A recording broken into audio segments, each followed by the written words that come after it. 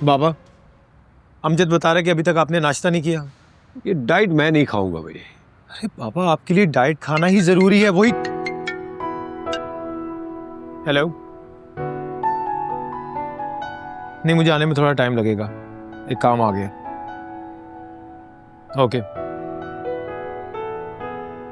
मैं आपके लिए दूसरा नाश्ता बनाता हूँ। अब अरे नहीं नहीं बेटा नहीं, तुम जाओ, तुम्हें देर हो रही, मैं डाइट खाना खा लूंगा, तुम जाओ। पक्का? हाँ। अल्लाह हाफिज।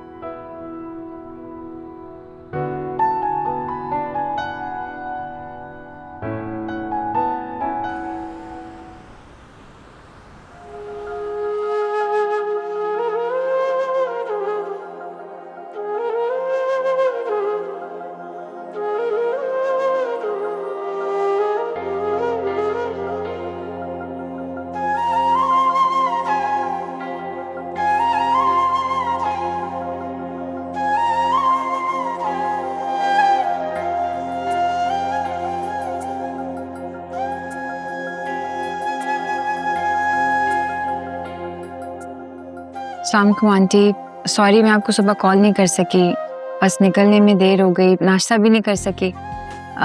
मैं ऑफिस से घर जाऊंगी तो आपको कॉल करती हूँ, ठीक है? ख्याल रखिएगा अपना, अल्लाह हाफिज।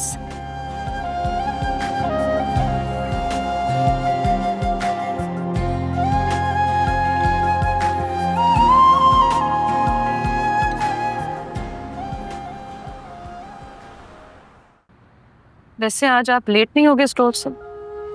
नहीं, वो इकबाल ने स्टोर ओपन कर लिया है, मैंने उसको चाबी दे दी थी। उससे भी तो काम सीखने का थोड़ा मौका मिलना चाहिए ना यार। और पता तुम्हें बहुत खुश था वो जब मैंने उस पर एतबार किया कि स्टोर की वो खुद ही रख ले अपने पास। मुझे आपकी यही खूबियाँ इंस्पायर करती हैं, आप हमेशा दूसरों का सोचते हैं। आपकी इन्हीं खूबियों की वजह से मुझे आपसे मोहब्बत हो गई। क्या मुझे नौशीन से पैसे मांगने चाहिए?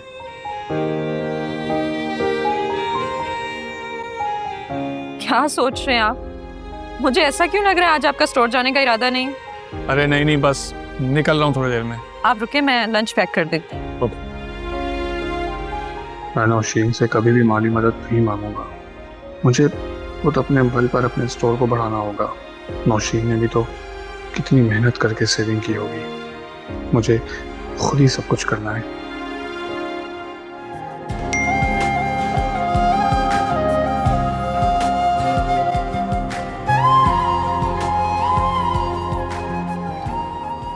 अब ना तुम थोड़ा टाइम निकालो अपने लिए भी और अम्मी को साथ लेके आ जाओ मेरे पास। खुदा हाफिज।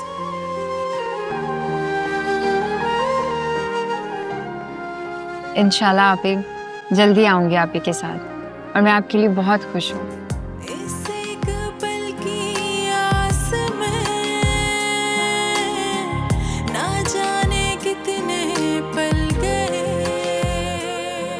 शुक्र है अल्लाह ने मेरी बहन के लिए सब अच्छा कर दिया, वरना मैं कामयाब होकर भी दिल में मलाल लिए जिंदा रहती। लेकिन अब साहिल भाई भी अपनी ज़िंदगी में खुश हैं और बतूल आप भी।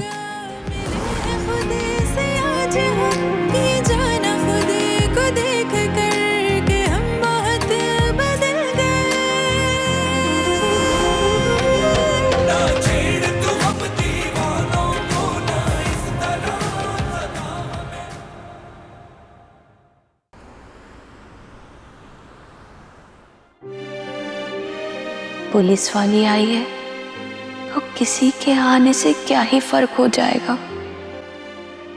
मेरी जिंदगी तो एक कैदी परिंदे की तरह है। मैं उड़ने की ख्वाहिश तो रखती हूँ, मगर मेरे पर काट दिए गए हैं।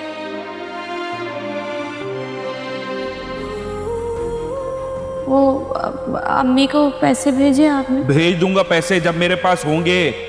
तुम्हारा खर्चा उठाता हूँ ना, इस घर में रखा है, अच्छा खासा बड़ा घर है, खाने को पीने को ओढ़ने को देता हूँ। दरख्तों पे नहीं लगते पैसे, पूरा दिन मेहनत करता हूँ कपड़े की दुकान पे मैं।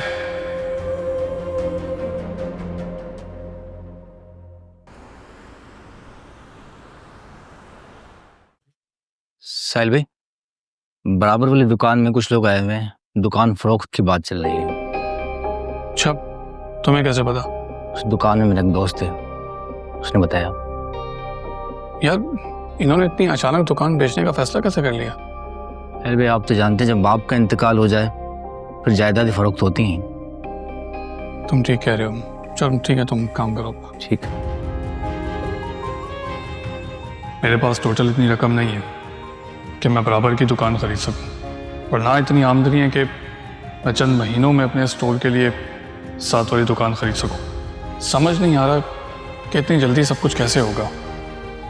अब तो मेरे पास ऐसा कुछ भी नहीं है, और अगर नौशीन के जेवरात, नहीं, मैं नौशीन के जेवरात के बारे में नहीं सोच सकता।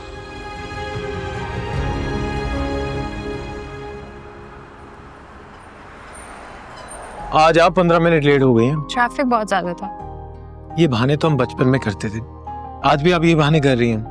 मैं कोई बहाना नहीं कर रही, मैं आपको सच बता रही हूँ। अरे मैं कौन सी आपकी शिकायत लगा दूंगा, बचपन की बातें बचपन में ही रह जाती है। खैर, मैंने आपकी वीडियो देखी, it was truly inspirational. Thank you. चलिए मैं लंच पे मिलता हूँ आपको।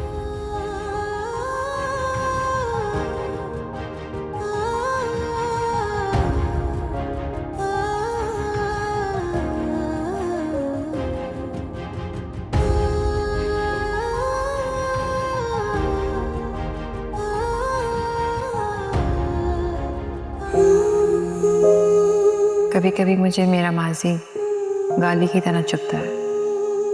मेरी गलतियाँ, मेरी भूल मेरे हलक में कांटे की तरह रह गई हैं। मैं जितना भी आगे बढ़ जाऊं, लेकिन अपने माजी से अपना पीछा नहीं छुड़ा सकती। नहीं बाबा, मैं उससे शादी नहीं करूंगी। वो इंसान नहीं, वो दरिंदा है, दरिंदा। जब मैं ये बात कहता था तो तुम नहीं मानती थी। चलो अब, चलो। सिराज, सिराज, हाथ जोड़ो आपके, माफ कर दे इसे। पहला गुनाह तो खुदा भी माफ कर देता, खुदा के लिए माफ कर।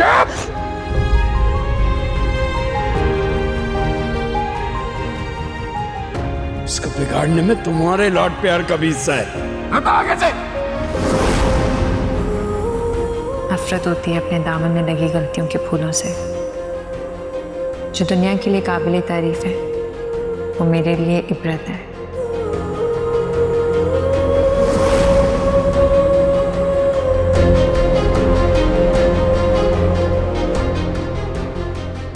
शान, तुम्हें खुदा का वास्ता है, इस तरह मुझे बाबा के सामने लाकर खड़ा तो मत करो। अरे अब अपनी बेगम को किसी और दुकान के सामने तो नहीं खड़ा करना। वैसे भी सुसर जी ने देख लिया तो क्या अर्ज है, कोई अर्ज नहीं।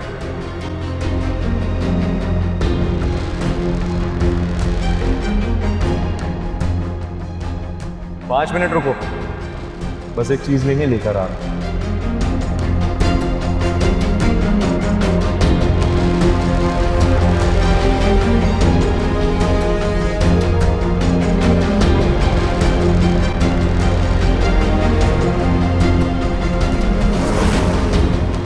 काश मैं बाबा से माफी मांग सकती।